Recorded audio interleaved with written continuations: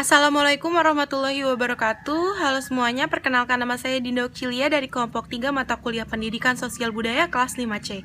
Dalam kesempatan kali ini, saya ingin menjelaskan tentang unit 13, yaitu mengenai pengertian perubahan sosial dan bentuk-bentuk perubahan sosialnya saja. So, check this out. Yang pertama adalah pengertian perubahan sosial. Perubahan sosial merupakan gejala yang melekat di setiap masyarakat. Perubahan sosial yaitu perubahan yang terjadi pada lembaga kemasyarakatan di dalam suatu masyarakat yang mempengaruhi sistem sosial, termasuk di dalamnya nilai-nilai, sikap-sikap, dan pola perilaku di antara kelompok dalam masyarakat.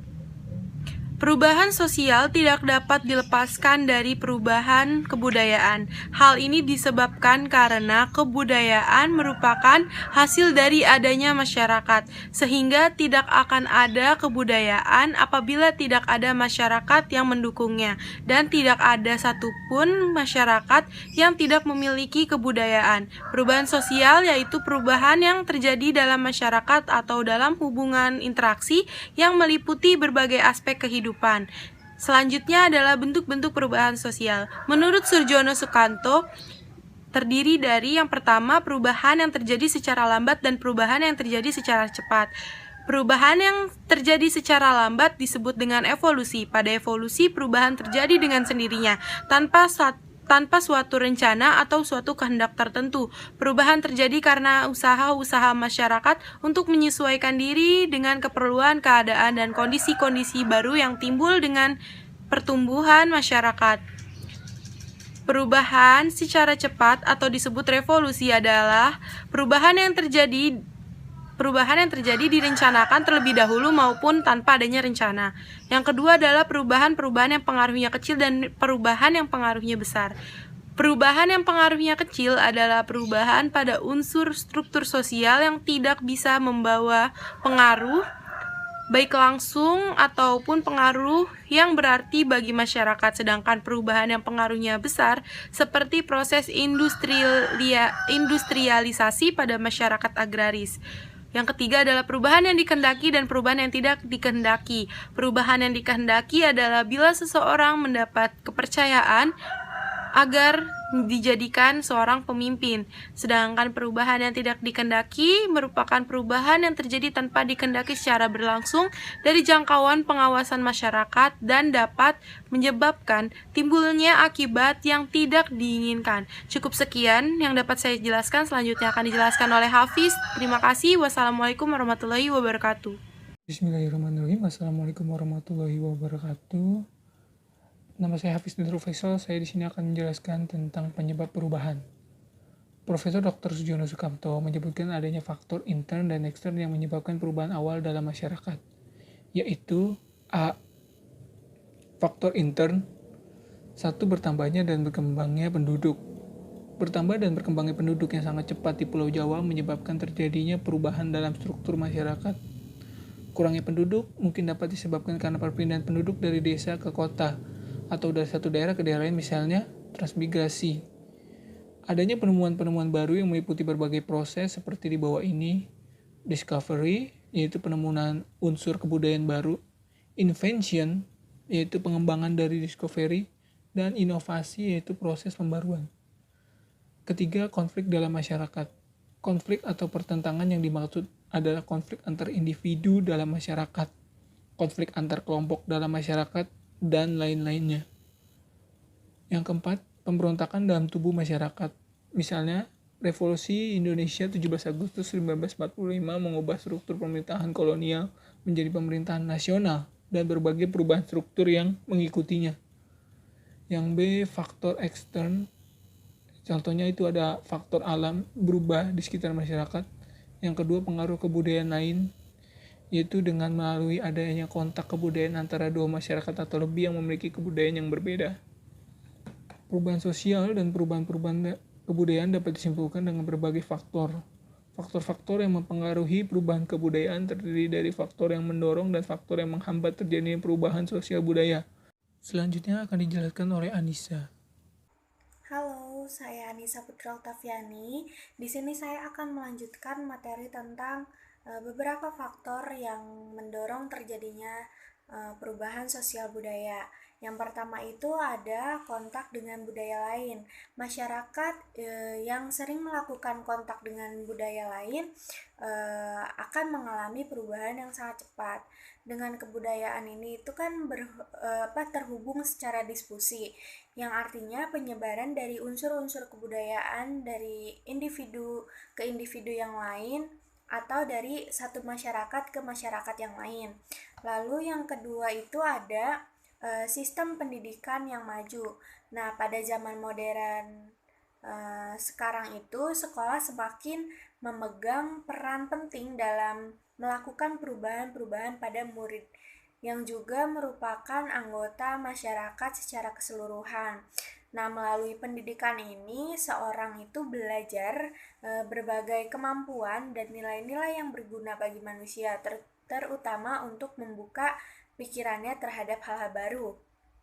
Lalu yang ketiga itu ada toleransi. Perubahan-perubahan sosial yang cepat akan terjadi pada masyarakat yang sangat toleran terhadap perbuatan atau masyarakat yang berperilaku menyimpang, baik yang positif atau negatif. Dengan catatan bukan merupakan ranah hukum. Nah, masyarakat yang memiliki toleransi ini cenderung lebih mudah menerima hal-hal baru. Seperti itu. Lalu yang keempat ada sistem stratifikasi terbuka. Sistem pelapisan sosial terbuka pada masyarakat akan memberikan peluang sebesar-besarnya kepada individu untuk naik ke kelas sosial yang lebih tinggi melalui berbagai usaha yang diperbolehkan oleh kebudayaannya atau kelas sosial yang rendah. Jika terjadi perubahan dalam hidup manusia atau masyarakat tersebut. Lalu yang kelima itu ada penduduk yang heterogen atau masyarakat yang berbasis latar belakang kebudayaan, ras, dan ideologi akan lebih mudah mengalami pertentangan yang mengundang keguncangan atau kekacauan. Keadaan ini juga akan mendorong terjadinya perubahan dalam masyarakat. Lalu yang keenam itu ada ketidakpuasan masyarakat terhadap berbagai bidang kehidupan. Ketidakpuasan ini baik kemasyarakatan, ekonomi, politik, dan keamanan akan mendorong seseorang untuk melakukan perubahan sistem yang ada dengan cara menciptakan sistem yang baru agar sesuai dengan kebutuhan hidupnya. Lalu yang ketujuh itu ada orientasi ke masa depan. Nah, umumnya masyarakat yang beranggapan bahwa masa depan yang akan datang itu berbeda dengan masa sekarang, sehingga mereka berusaha untuk menyesuaikan diri, baik yang sesuai dengan keinginannya maupun keadaan yang buruk sekalipun, seperti itu. Nah, untuk itu perubahan-perubahan itu juga harus dilakukan agar dapat menerima masa depan. Lalu yang terakhir itu ada pandangan bahwa manusia harus senantiasa berikhtiar untuk memperbaiki kehidupannya, yaitu terdapat suatu ajaran atau keyakinan di masyarakat yang menyebutkan bahwa yang dapat mengubah atau memperbaiki nasib manusia adalah manusia itu sendiri, ya kan? Dengan bimbingan Tuhan tentu saja. Nah, jika seseorang ingin berubah, niscaya ia juga harus berusaha. Nah, usaha ini itu ke arah penentuan-penentuan baru dalam bentuk cara-cara hidup ataupun pola interaksi sosial di masyarakat. Seperti itu kira-kira faktor yang mendorong terjadinya perubahan sosial. Sekian penjelasan dari saya dan selanjutnya akan dijelaskan oleh rekan saya. Terima kasih. Faktor-faktor yang menghambat perkembangan perubahan sosial yang terjadi di masyarakat diantaranya adalah 1. Kurangnya bersosialisasi dengan masyarakat lain. Masyarakat yang kurang bersosialisasi dengan masyarakat lain umumnya adalah masyarakat terasing atau terpencil. Dengan keadaan seperti ini, mereka tidak mengetahui perkembangan yang terjadi pada masyarakat lain. 2. Perkembangan ilmu pengetahuan yang terlambat. Keterlambatan perkembangan ilmu pengetahuan di suatu kelompok masyarakat dapat disebabkan karena masyarakat tersebut berada di wilayah yang terasing. Yang ketiga, sikap masyarakat yang masih tradisional. Suatu sikap yang mengagung-agungkan tradisi lama serta menganggap bahwa tradisi tidak dapat diubah akan sangat menghambat jalannya proses perubahan. Keadaan tersebut akan menjadi lebih parah apabila masyarakat yang bersangkutan dikuasai oleh golongan konservatif. Yang selanjutnya adanya kepentingan-kepentingan yang tertanam kuat. Dalam suatu masyarakat selalu terdapat kelompok-kelompok yang menikmati kedudukan tertentu. Biasanya yang kedudukan itu mereka mendapatkan keuntungan-keuntungan tertentu dan hak-hak istimewa. Yang kelima, rasa takut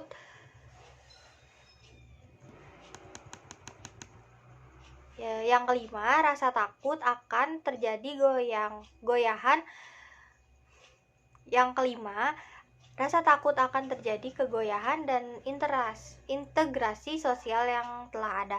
Integrasi sosial mempunyai derajat yang berbeda. Unsur-unsur luar dikhawatirkan akan menggoyahkan integrasi sosial dan menyebabkan perubahan-perubahan pada aspek tertentu dalam masyarakat. Yang selanjutnya, hambatan-hambatan yang bersifat ideologis. Dalam masyarakat menganggap pandangan hidup atau keyakinan yang telah menjadi ideologi dan dasar integrasi mereka dalam waktu lama dapat terancam oleh setiap usaha perubahan-perubahan unsur kebudayaan. Yang kedelapan, adat istiadat atau yang biasa disebut kebiasaan. Adat istiadat atau kebiasaan merupakan pola perilaku anggota masyarakat dalam memenuhi semua kebutuhan pokoknya. Jika kemudian pola-pola perilaku tidak lagi efektif memenuhi kebutuhan pokok, maka akan muncul krisis adat atau kebiasaan yang mencakup bidang kepercayaan, sistem pencaharian, pembuatan rumah, dan cara berpakaian.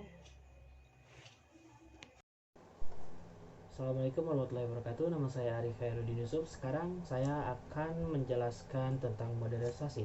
Yang pertama adalah konsep modernisasi. Modernisasi dimulai di Italia pada abad ke-15 dan tersebar ke sebagian besar dunia barat 5 abad berikutnya.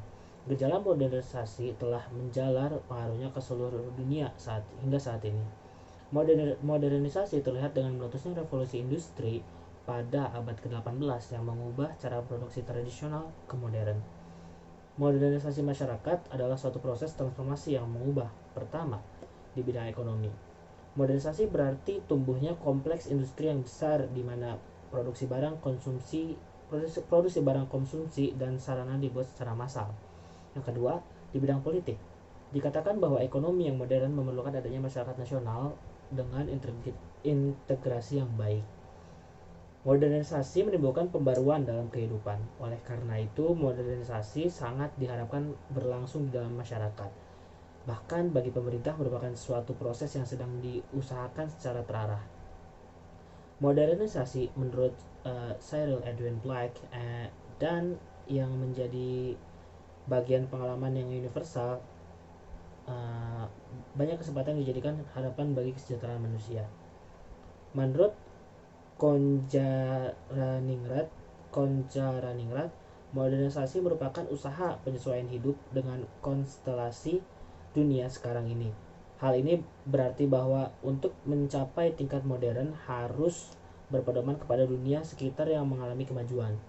Modernisasi yang telah dilandasi oleh kemajuan ilmu pengetahuan dan teknologi tidak hanya bersifat material saja, melainkan lebih jauh daripada itu, yaitu dengan dilandasi oleh sikap mental yang mendalam. Manusia yang telah mengalami modernisasi terlihat pada sikap mentalnya yang maju, berpikir rasional, berjiwa wira swasta, berorientasi kepada masa depan, dan seterusnya. Selanjutnya adalah syarat-syarat modernisasi. Modernisasi tidak sama dengan reformasi yang menekankan pada faktor rehabilitasi. Modernisasi bersifat preventif dan kontraktif agar proses tersebut tidak mengarah pada angan-angan. Modernisasi dapat terwujud melalui beberapa syarat, yaitu cara berpikir ilmiah yang institutionalized dalam kelas penguasa maupun masyarakat. Hal ini menghendaki sistem pendidikan dana pengajaran yang terencana dengan baik. Sistem administrasi negara yang baik dan benar-benar mewujudkan birokrasi. Yang ketiga, adanya sistem pengumpulan data yang baik dan teratur yang terpusat pada suatu atau lembaga tertentu. Selanjutnya, penciptaan iklim yang baik dan teratur dari masyarakat terhadap modernisasi dengan cara penggunaan alat komunikasi massa. Hal ini harus dilakukan tahap demi tahap karena banyak sangkut pautnya dengan sistem kepercayaan. Selanjutnya, tingkat organisasi yang tinggi di satu pihak, disiplin tinggi bagi pihak lain di pihak pengurangan kepercayaan. Selanjutnya, sentralisasi wewenang dalam pelaksanaannya. Dan selanjutnya saya akan menjelaskan tentang ciri-ciri modernisasi. Modernisasi merupakan suatu modal kehidupan yang ditandai dengan ciri-ciri berikut. Pertama, kebutuhan materi dan ajang persaingan kebutuhan manusia. Lalu, kemajuan teknologi dan industrialisasi, individualisasi, sekularisasi, diferensiasi, dan akulturasi. Yang ketiga, modernisasi banyak memberikan kemudahan bagi manusia. Yang keempat, berkat jasa modernisasi, hampir semua keinginan manusia dapat terpenuhi. Modernisasi juga melahirkan dan menciptakan teori baru. Mekanisme masyarakat berubah menuju prinsip dan logika fantasi kebendaan yang berlebihan. Yang terakhir, kehidupan seorang perhatian religiusnya diarahkan untuk bekerja dan menumpuk kekayaan. Hal tersebut tentu dari ciri-ciri tersebut yang sudah saya sampaikan ada positif dan negatifnya yang merupakan ciri-ciri dari modernisasi, karena tidak semua hal akan selalu positif. Dari modernisasi tersebut kita dapat melihat bahwa banyak hal negatif yang ditemukan dari modernisasi, tetapi banyak juga hal positif yang dapat kita ambil sehingga membantu masyarakat banyak, dapat berguna bagi masyarakat banyak, dan mempermudah masyarakat banyak untuk menjalani kehidupan sehari-hari. Sekian dari saya. Assalamualaikum warahmatullahi wabarakatuh. Dan yang terakhir adalah peradaban Indonesia di tengah arus modernisasi dan globalisasi. Arus modernisasi dan globalisasi adalah sesuatu yang tidak dapat terhindarkan dan sulit untuk dikendalikan, terutama karena begitu cepatnya informasi yang masuk ke seluruh belahan dunia, dan hal ini membawa pengaruh ke seluruh penjuru dunia termasuk di Indonesia.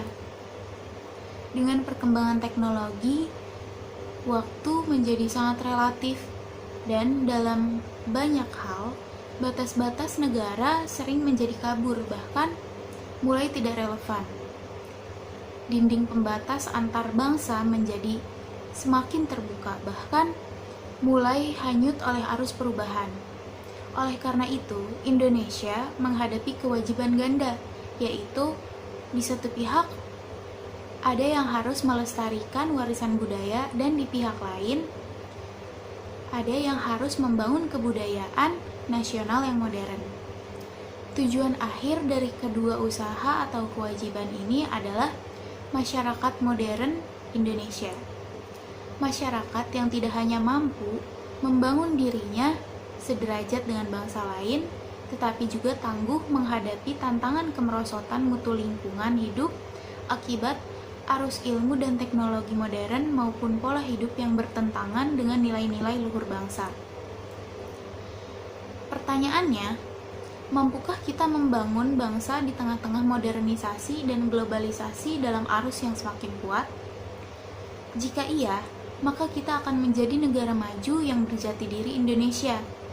Jika tidak, maka selamanya kita akan menjadi bangsa terjajah. Salah satu yang bisa menjawab iya adalah peranan lembaga pendidikan untuk terus menggali ilmu pengetahuan dan teknologi serta informasi tanpa menghilangkan jati diri Indonesia melalui pelestarian nilai-nilai dan moral bangsa Indonesia. Sekian dari kami, terima kasih atas perhatiannya dan terima kasih sudah menonton. Wassalamualaikum warahmatullahi wabarakatuh.